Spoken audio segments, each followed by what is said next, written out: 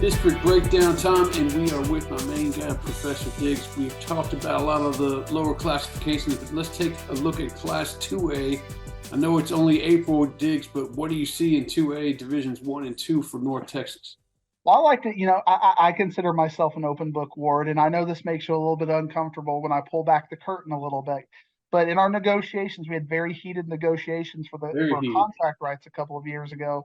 And last year, as part of the contract renegotiation thing, I said, if you don't give me a chance to talk about 2A, I'm out of here. That's right. And y'all had to make some decisions. And I know y'all had a big powwow about this, but you finally said, okay, Diggs, social media will give you like 3 minutes, talk about 2A and have at it. And sure enough, Just to we're keep here. you So along. thank you Exactly. for holding up your end of the bargain.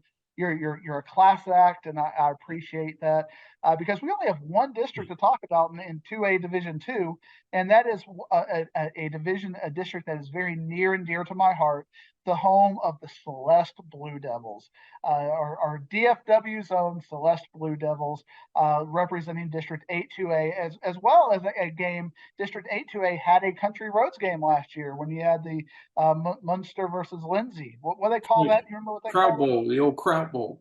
Kraut Bowl.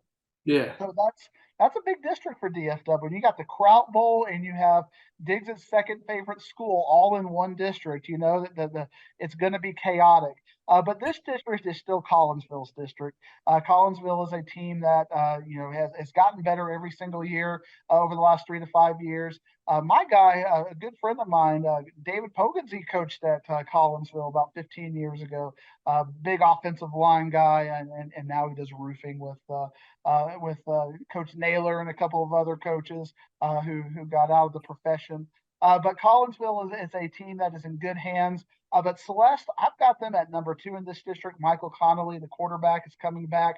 And they had that heartbreaking game against Windthorst in the first round that they blew a 3-score lead in the second half. And I think they're going to use that to fuel them and get better. I think Munster will be better this year. I think Lindsay's going to get better this year. I think the Kraut Bowl will be a little bit better. I don't know if you're going to send Neil out to the Kraut Bowl again this year, but I think it'll still be a little bit of a more competitive game. And keep an eye on Santo as well. Santo is a team that little bit further. It talks about how big this district is. Santos a little bit further west, but they are a team to keep an eye on as well. I think they'll be competitive for the last playoff spot. But when we go up to Division One, Ward, we're going to talk about Hood County. We all obviously when we talk about Hood County, we talk about the Queen of Hood County, Ashley Bullington. Anytime we can get Ashley Bullington on the campfire and give her a shout out. We love you, Ashley. Thank you for making Hood County the place that we love to talk about. But another place in Hood County that we love to talk about are our Toller Rattlers. And I think the Toller Rattlers are going to be in Division One, right back there again. Peyton Brown was only a sophomore last year, so he's going to be back. Isaac Blessing was a blessing for them on the defensive side of the ball. I think Toller's questions are going to be who's going to play quarterback? Will they have the same size that they had last year? But I think they're going to be head and shoulders above everybody else in the region, at least until they get to the regional finals. District 6-2A, how about Tioga? They had some big happenings in the past month with Coach Zach Birdwell, who's going to be the new coach over there. And he is going to bring an energy. If you haven't met Coach Birdwell and you decide you want to get a coach on to do a little Zoom at some point because you're feeling like I need to give District 6-2A some love, call up Coach Zach Birdwell. He will give you a great interview, high energy sort of guy. Chad Rogers, we talked about it in the 4A talk. He moved to Sanger and left this position open. And Tioga made a very aggressive hire, getting Zach Birdwell, very young guy. He was over at Lubbock Coronado, and he has brought a lot of just energy and experience over there. Austin Norwood is going to be back for Tioga, so kind of keep an eye on them. I think Whitewright will be a lot better this year as well. So keep an eye on them in District 6-2A. They got Tyler Ball coming back, and Kenneth York will be toting the ball at running back. I love Coach Wiggins over there. I think he'll do a great job. District 7-2A was a mess last year, and I think we're going to have a significant parity again with Cayuga and Kearns. And you got Italy and Axtell and a couple of teams in there as well. So That's going to be a fun district to watch. District 8-2A is really going to be the district to keep an eye on if you're a Toller fan, with Crawford and Marlin. Crawford obviously beat Toller last year, and that is the place that Toller can't get past. A couple of years ago, Crawford and Toller were in the same district.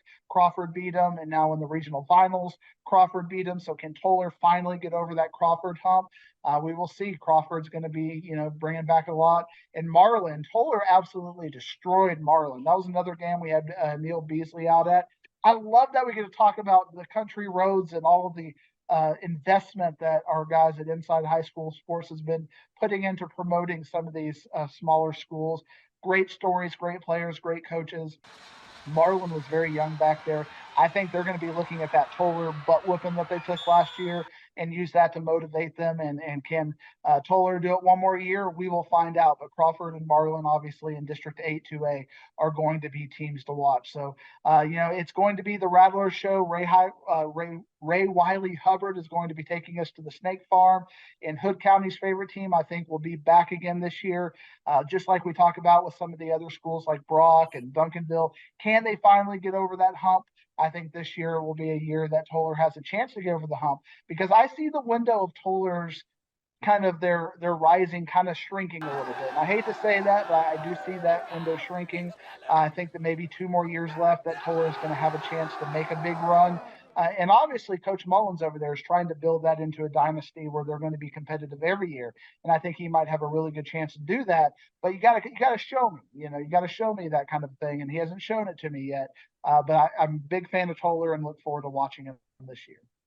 Yes, you're a big fan of people proving it to you, man. You got to prove things to Diggs. I had to prove to him that I could produce something. I think I've hopefully done something for you. But I appreciate you coming on here talking about the lower classifications. We're done with 2A, so I appreciate it, and I can't wait for this thing to get started in 4 months. Yeah, dude, 4 months, and then we'll be coming back and we'll start breaking down 5A Division II and all kinds of news in 5A Division II. I mean, when we start out, Mike Hawkins, and you get into all of that kind of stuff, it's going to be big right out of the gate. So we're going to have fun stuff to talk. So make sure you tune into the formal crossfires when we start going district by district across the great Metroplex. Amen.